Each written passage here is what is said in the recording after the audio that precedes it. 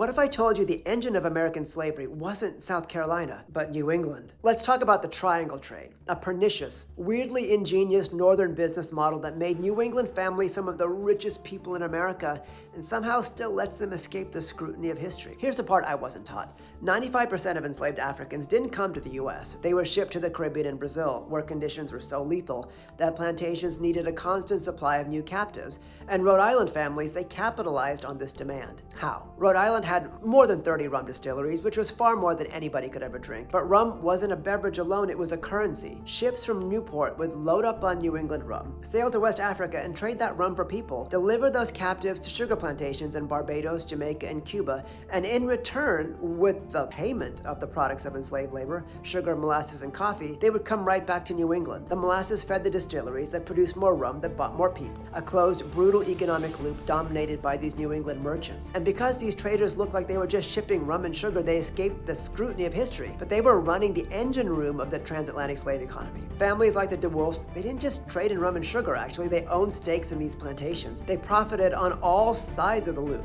Their profits built mansions, banks, churches, and dynastic wealth. I mean, even Brown University is named after the family enriched by the triangle trade. So 1808 hits. Jefferson bans importation of enslaved Africans into the US. But northern traders, they barely care. Their business model doesn't depend on importing enslaved people directly to the US. The genius and the horror was they can sidestep this ban entirely. They kept sending enslaved Africans to Cuba and Brazil, kept importing sugar and molasses, kept distilling rum, and kept the system alive. This wasn't abolition, this was corporate level legal evasion, obeying the letter of the law while violating the spirit. So how did this triangle trade actually die? Not through morality, but because profits collapsed. First, the Revolutionary War strangles the New England shipping trade, and then the British slave trade ban puts the Royal Navy on patrol in the Atlantic. Then Haiti, the richest sugar colony on earth, stages a revolution. All the while, sugar prices plummet. They kill the margins. And lastly, the American Civil War ends the political cover northern traders rely on. But by then, it doesn't matter.